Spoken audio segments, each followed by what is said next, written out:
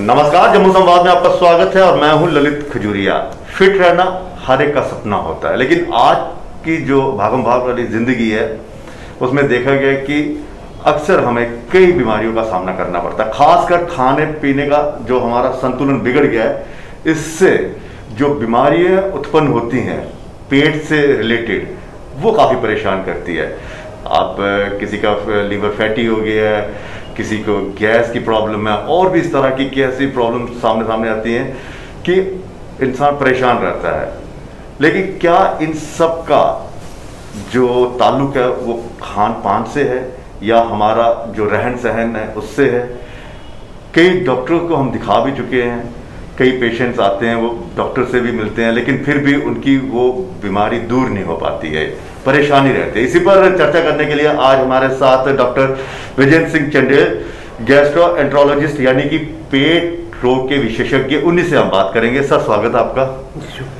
Sir, शुरुआत में मैंने कहा कि जिंदगी ऐसी भागम भाग हो गई है, खान पान हमारा बिगड़ गया है, और जो सबसे कॉमन प्रॉब्लम आती है वो गैस की आती है, खट्टे डकार। ये होता कैसे है क्या? जी देखिए, जैसे आपने खुद ही बताया कि कॉमनेस्ट कॉज इसका यही, एक तो खाने पीना, जो गलत खाना पीना हो गया हमारा, और जो लाइफस्टाइल चेंज हो गया है।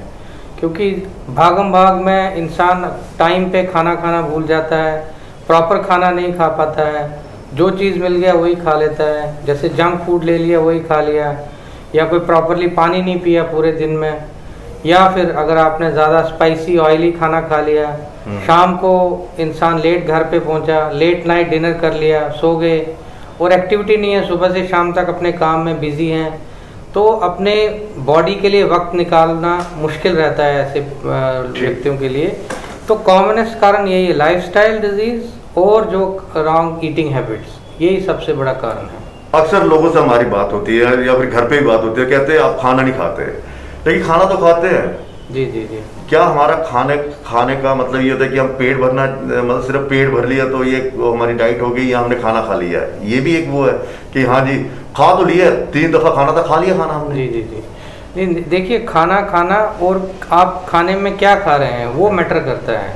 अगर आप खाना खा रहे हैं तो प्रॉपर एक बैलेंस डाइट खाना ज़रूरी है। जैसे आप उसमें हमारे एरिया में चावल है, चपाती है, सब्जियां हैं, सैलड्स हैं, उसका इस्तेमाल ज़्यादा करें।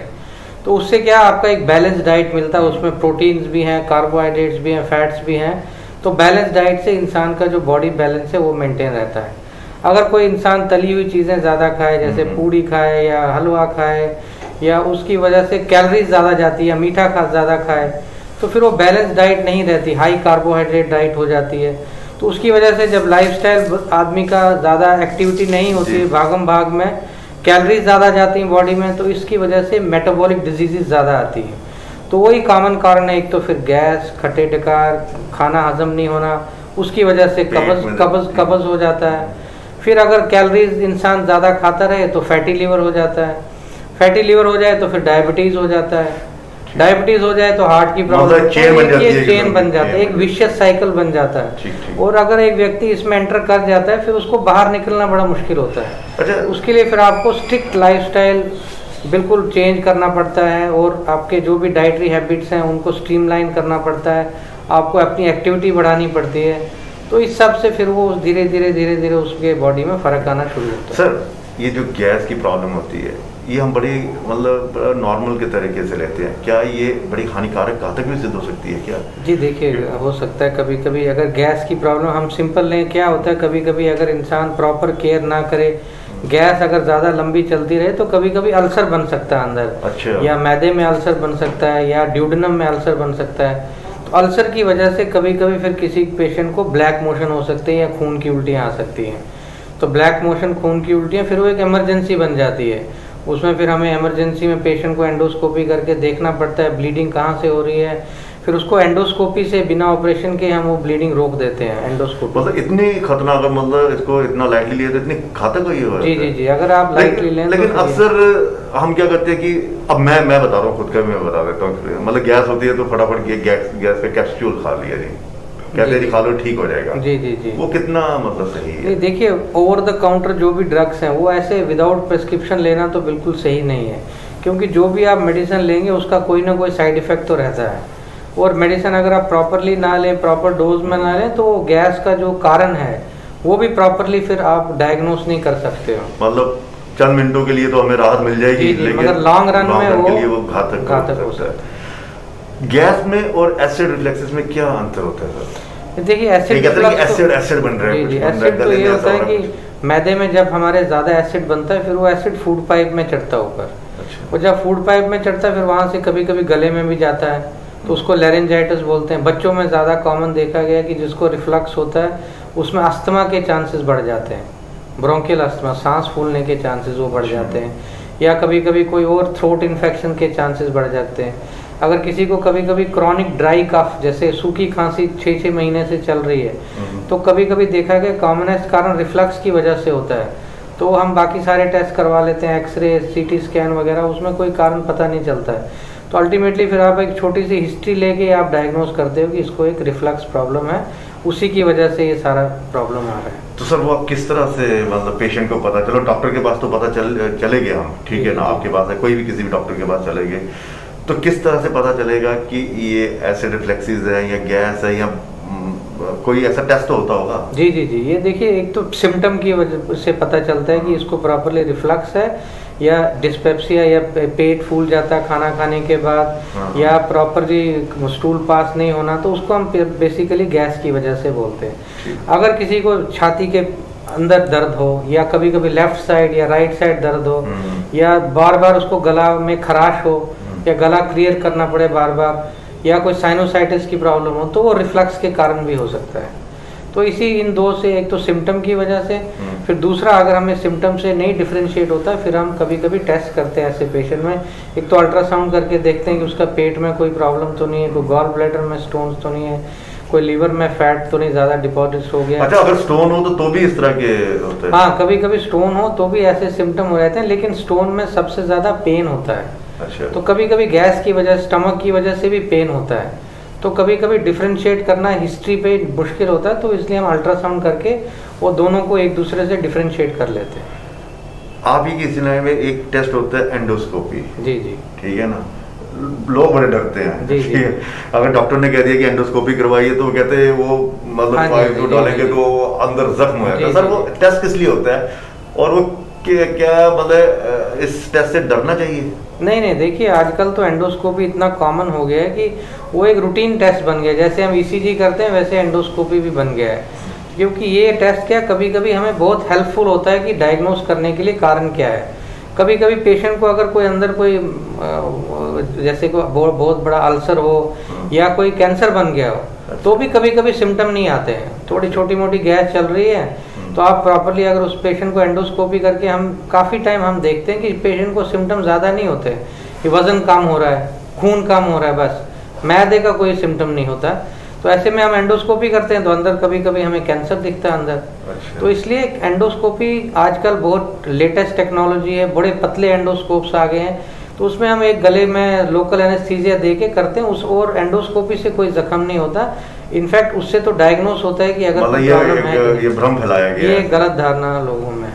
तो सर ये टेस्ट मतलब कब जरूरी होता है, मतलब कब आपको लगता है कि ये टेस्ट करवाना जरूरी है? देखिए, अगर कोई यंग पेशेंट है, उसको सिम्टम काफ़ी सालों से चल रहे हैं, 2-3 सालों से वो दवाइयाँ खा रहा है, फ़र्क नहीं पड़ रहा है, तो ऐसे में हम एंडोस्कोपी कहते हैं। या कोई यंग पेशेंट है, उसको भूख कम लग रही है, वजन कम हो रहा है, तो वैसे में भी हम एंडोस्कोपी करते हैं।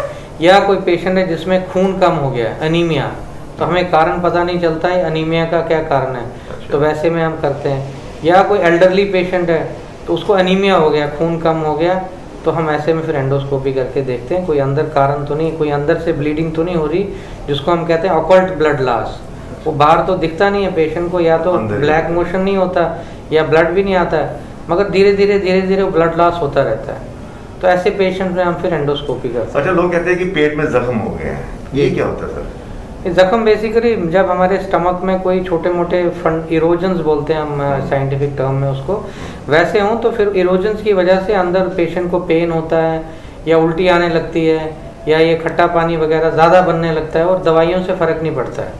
तो फिर दैट मीन्स कि एंडोस्कोपिकली हम देखते हैं। या कभी छोटा मोटा अल्सर हो, तो उसको जख्म कहते हैं। तो इस दौरान भी सर फिर कोई खाने का मतलब अपने जो दिनचर्या होती है उसमें कुछ बदलाव, कुछ खाने पीने में बदलाव होता है? जी जी जी, हम फिर ऐसे पेशेंट्स को हम एडवाइस करते हैं, एक तो स्पाइसी बिल्कुल अवॉइड करना है, नॉर्मल डाइट खाएं और थोड़ा थोड़ा करके स्मॉल फ्रीक्वेंट मील्स हर 3-4 घंटे में थोड़ा थोड़ा करके खाते रहें। और खाना खाने के एकदम बाद रेस्ट नहीं करना, और खाना खाने के एकदम बाद पानी नहीं पीना है।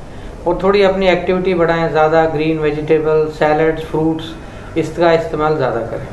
सर फैटी लीवर के आजकल बड़े केसेस आ रहे हैं। जी जी जी, जिसे भी देखो फैटी लीवर है, ग्रेड 1 ग्रेड 2, ये किस तरह से होता है? जी, कहते हैं कि 2 तरह का फैटी लीवर होता है, एक नॉन अल्कोहलिक होता है, एक अल्कोहलिक वाला। जी जी जी, बट आजकल नॉन अल्कोहलिक फैटी लीवर बहुत ज़्यादा हो गया, क्योंकि जैसे मैंने पहले बताया लाइफस्टाइल चेंज हो गया लोगों का, तो एक्टिविटी बहुत कम हो गई है, तो उसकी वजह से लोग खाते रहते हैं, और रेस्ट सिडेंट्री लाइफस्टाइल की वजह से सारा जो कैलोरी इनटेक है ज़्यादा होता है, और वो फिर स्लोली लीवर में फैट डिपॉजिट हो जाता है। अब देखा गया है कि जिन लोगों को फैटी लीवर है, आगे जाके आज से 10-20 साल बाद लीवर सिरोसिस भी हो सकता है। तो अब ये कॉमनेस्ट काज बन गया लीवर सिरोसिस का। अच्छा। इनफैक्ट फीमेल्स में हम देखते हैं कि काफ़ी सारे फीमेल्स को लीवर सिरोसिस जब हमारे पास आते हैं, लिवर सिरोसिस फर्स्ट टाइम आ जाते हैं लिवर सिरोसिस करके, तो फीमेल्स में तो कॉमनेस्ट कारण फैटी लीवर ही है लिवर सिरोसिस का। मेल्स में कभी अगर कोई अल्कोहलिक हो तो उसकी वजह से, अगर नहीं है अल्कोहलिक तो फिर ये non alcoholic fatty liver disease उसको हम बोलते हैं। इसका इलाज क्या है? इसका बहुत सिंपल इलाज है। देखिए, सबसे ज़रूरी है अपनी एक्सरसाइज करना, वेट रिडक्शन, बस। अच्छा। अपनी डाइट स्ट्रीमलाइन करना, मीठी चीज़ें बंद कर दो, घी मक्खन तली चीज़ों का इस्तेमाल बिल्कुल कम, और एक्टिविटी अपना एक्सरसाइज करते रहो, ब्रिस्क वॉक करो या रनिंग करो या कोई भी ट्रेडमिल वगैरह या साइकिलिंग करो, ताकि आपका वेट लॉस हो। ये सबसे ज़्यादा। और देखा गया हमारे एशियंस में कि हमारा बॉडी तो पतली होती है मगर हमारा पेट निकला होता है। तो ऐसे पेशेंट्स में हमने देखा लीन फैटी लीवर बोलते हैं उसको। लीन फैटी लीवर मतलब पेशेंट तो ऐसे नॉर्मल लीन है, thin and lean, but liver में फैट डिपॉजिट हो गया। और देखा गया कि एशियंस में ये लीन फैटी लीवर जो है ये ज़्यादा डेंजरस होता है। जी जी। दूसरा सर, ये मतलब कि जो ये फैटी लीवर की अगर हम बात करें तो कुछ लोग कहते हैं कि नमक खाने से, ज़्यादा नमक खाओ तो हो गया, कुछ कहते हैं मीठा खाओ तो हो गया। इसका ये देखिए, मीठा खाने से हो सकता है क्योंकि वो हाई कैलोरी डाइट है, आप कार्बोहाइड्रेट ज़्यादा ले रहे हैं, आप एक्टिविटी नहीं कर रहे, मीठे खाने से हो सकता है। ज़्यादा नमक खाने से ये है कि अगर आप ज़्यादा नमक खाओगे तो बॉडी में वाटर रिटेंशन ज़्यादा होगा। अच्छा। तो वाटर रिटेंशन होगा तो वजन बढ़ेगा आपका। ठीक। तो अगर आपका बॉडी वेट बढ़ेगा तो लिवर में भी फैटी लिवर हो जाएगा। एक वर्ड है कोलोनोस्कोपी, ये क्या होता है? जी, कोलोनोस्कोपी एक एंडोस्कोपिक प्रोसीजर होता है। अगर जैसे कोई पेशेंट हमारे पास आता है कि उसको लैट्रिन के साथ ब्लड आता है, जिसको हम ब्लीडिंग पीआर बोलते हैं, तो वैसे पेशेंट में हम देखते हैं कारण क्या है ब्लीडिंग पीआर का। या हो सकता है कोई पाइल्स की वजह से हो। अच्छा। या कोई रेक्टम में अंदर लैट्रिन की जो नाली है उसमें कोई अल्सर वगैरह बने हो, उसकी वजह से हो सकता है। या कोई कैंसर बन गया हो। काफ़ी टाइम लोग इग्नोर कर देते हैं ये, तो बाद में फिर पता चलता है कि ये तो कैंसर फैल गया अंदर। तो ऐसे पेशेंट्स को डायग्नोज करने के लिए कोलोनोस्कोपी करते हैं। तो सर मतलब कि पेशेंट को कैसे पता चले कि मतलब वो किस तरह से नोट करे खुद को कि अगर उसमें कुछ चेंजेस आ रही हैं तो? जी जी, किस तरह से? देखिए, एक तो सबसे ज़रूरी है अगर उसको स्टूल पास ठीक हो रहा है, अगर उसको कोई कभी भी एक टाइम भी ब्लड आया स्टूल में, तो उसको एक बार टेस्ट ज़रूर करवा लेना चाहिए। कौन सा? कोलोनोस्कोपी, या हम उसमें सिग्मोइडोस्कोपी करके देखते हैं। ठीक ठीक। या अगर किसी को ब्लीडिंग हो रही है, वजन कम हो रहा है, भूख कम लग रही है, तो उसमें भी कोलोनोस्कोपी करना ज़रूरी है। या कोई किसी पेशेंट को बार बार मोशन आता है, जिसको हम कहते हैं क्रोनिक डायरिया, बार बार लैट्रिन करना पड़ता है, रात को भी जाना पड़ता है, तो ऐसे पेशेंट को कभी कभी अंतड़ियों में, लार्ज इंटेस्टाइन्स में अल्सर हो सकते हैं, जिसको हम IBD बोलते हैं, वो भी कोलोनोस्कोपी से डायग्नोस होता है। मतलब इन चीज़ों को हम शुरुआत में रोक सकते हैं अगर हम अवेयर हों, क्योंकि लोगों को तो पता नहीं है। हमारे अगर हम जम्मू कश्मीर की बात करें तो हम हेल्थ को लेकर इतने ज़्यादा जागरूक नहीं हैं। बिल्कुल बिल्कुल। काफ़ी टाइम लोग अपना हेल्थ को इग्नोर करके बाकी कामों में लगे रहते हैं, और बाकी अल्टीमेटली फिर पता चलता है कि प्रॉब्लम बढ़ गई है पहले से। तो ये बहुत ज़रूरी है, अवेयरनेस बहुत ज़रूरी है। और एक बार अगर कोई सिम्टम हो तो लोगों को हिचकिचाना नहीं चाहिए स्पेशलिस्ट के पास जाने से। अपने टेस्ट करवाने से कभी हिचकिचाना नहीं चाहिए। अपने बॉडी टेस्ट करवा लो, हर 6 महीने बाद अपने बॉडी टेस्ट करवाने जरूरी है। लेकिन वो शुरुआत में जैसे कि लोग इसको बड़ा लाइटली लेते हैं, खुद ही सारी जो मेडिसिन जो ले लेते हैं आज किसी ने ओवर द काउंटर जो ड्रग्स हैं वो बेसिकली, या फिर किसी केमिस्ट वाले से चले जाएंगे, जो मेरे पेट में दर्द है वो दे दो, वो भी कुछ अलग से दवाई दे देगा, कुछ कहेगा मेरे छाती में दर्द है वो गैस की दे देगा। ये जो हम सेल्फ अपने ऊपर कर लेते हैं, मतलब कि सेल्फ मेडिटेशन वगैरह जो हम लेते हैं, मेडिसिन वगैरह ले लेते हैं, इसको किस तरह से रोका जाए?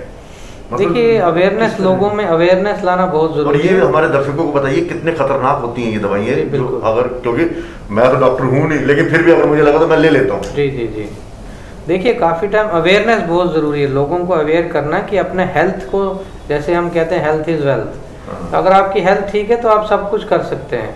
अगर आपके हेल्थ में इशू है तो then you are bedridden, उसकी वजह से आप कुछ नहीं कर पाएंगे। तो एक ज़्यादा ज़रूरी है कि अगर आपको कोई सिम्टम्स हैं, लंबे चल रहे हैं, आप इमीडिएटली एक डॉक्टर के पास चेकअप करवाइए।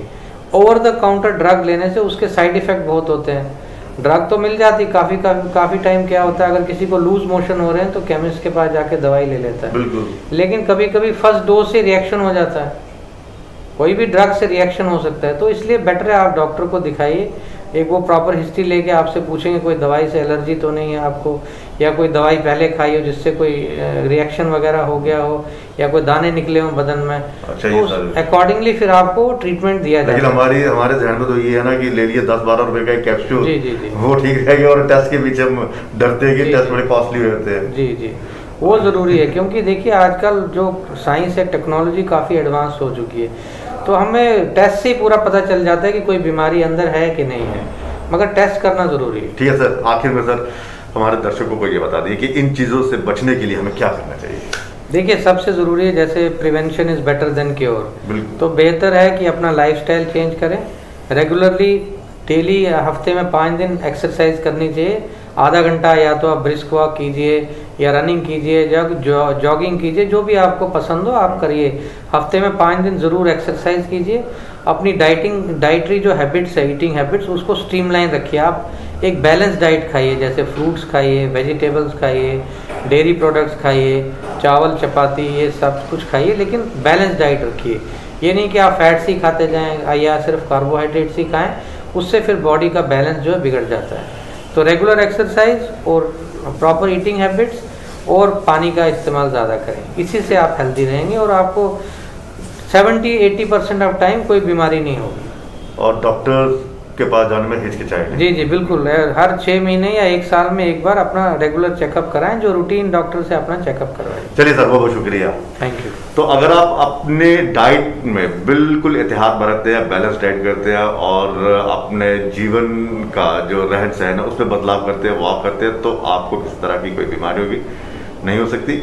बशर्ते खुद से डॉक्टर मत बनिए, क्योंकि आजकल हम देख रहे हैं कि गूगल डॉक्टर इंसान ज़्यादा बन रहा है। हल्की सी दर्द हुई, गूगल में गए, अच्छा पेट में दर्द हो रही है, फटाफट कौन सी दवाई ली, ये ली, चलो जी हो गया ठीक। इससे बचिए, डॉक्टर के पास जाइए। अगर आपको किसी तरह की भी कोई बीमारी है या आपको लग रहा है कि आप ठीक नहीं है, तो अपने आप से डॉक्टर मत बनिए, अपने आप से दवाइयाँ मत लीजिए, और गैस को हल्के में मत लीजिए। अगर आपको एसिड बनना तो हल्के में मत लीजिए कि गए केमिस्ट के पास 15 रुपए का कैप्सूल लिया, वो खाया, चलो हम ठीक हो गए।